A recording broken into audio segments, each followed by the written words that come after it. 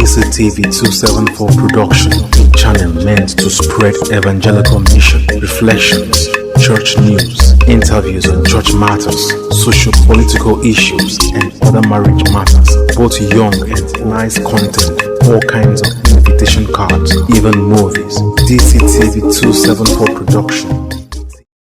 Hi, this is my channel. Like, comment, share, and subscribe. DCTV, the channel for everyone. Hello, good evening, Nigerians.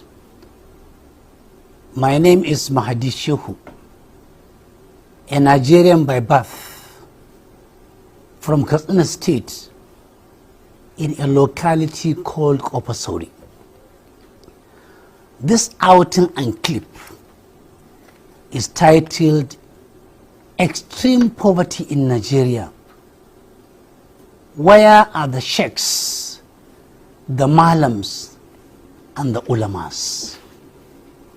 I am asking this question because prior to the 2023 general elections, many sheikhs, with few exceptions, many malams, with few exceptions, many ulamas, with few exceptions, were all over.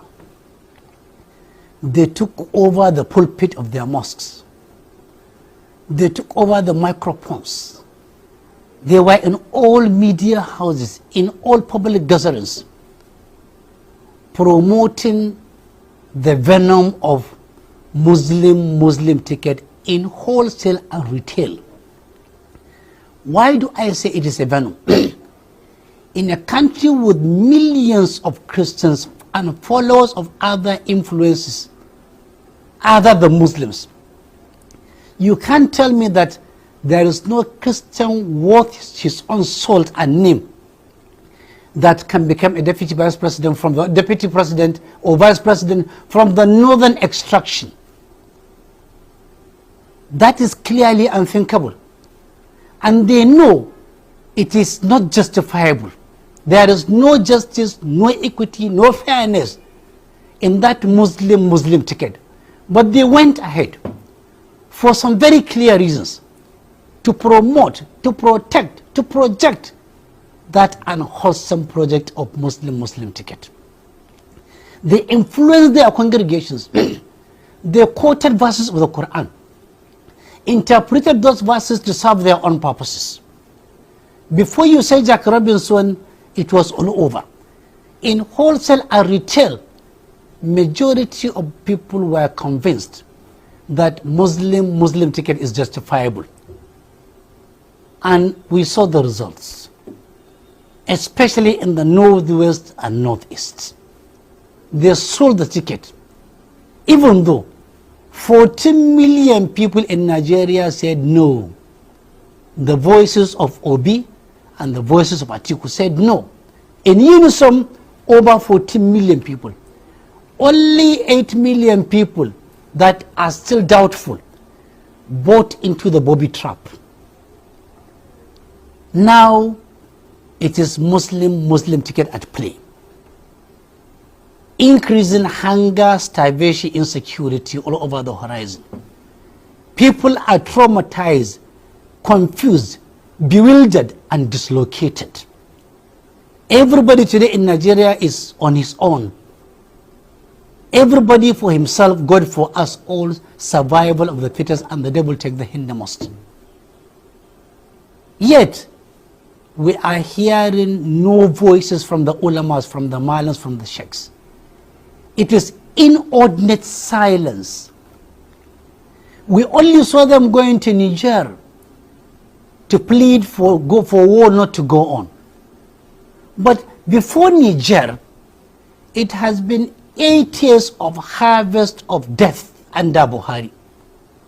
Harvest of disease, of delay, of decay, of injustice and forbidding of justice. But they kept quiet. They were comfortable with the difficult heal injury inflicted by Buhari's 8 years of disaster. They were comfortable with the thousands of people being killed and slaughtered all over the country under Buhari. They were okay that people were being kidnapped, maimed, killed, incapacitated, and financially dispossessed. They were okay that farmers were not going to the farm. They never went to Buhari, at least none to us. Now it is the turn of Muslim ticket. They could go to Niger, but we expected them having sold this ticket of Muslim ticket. And with the rise in poverty and disease in the country, unemployment, poverty, declining values, we expected them to have the courage, the guts, the audacity, the wherewithal, and the liver to go and tell Tinubu that we sold you in wholesale and retail, especially to the Muslims.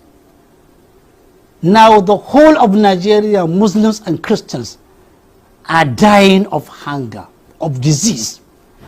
Traders, medium, large scale and lower scale, 80% of them have had their capital decimated on account of your reckless statement on the very first day you were sworn in, where you said no more fuel subsidy.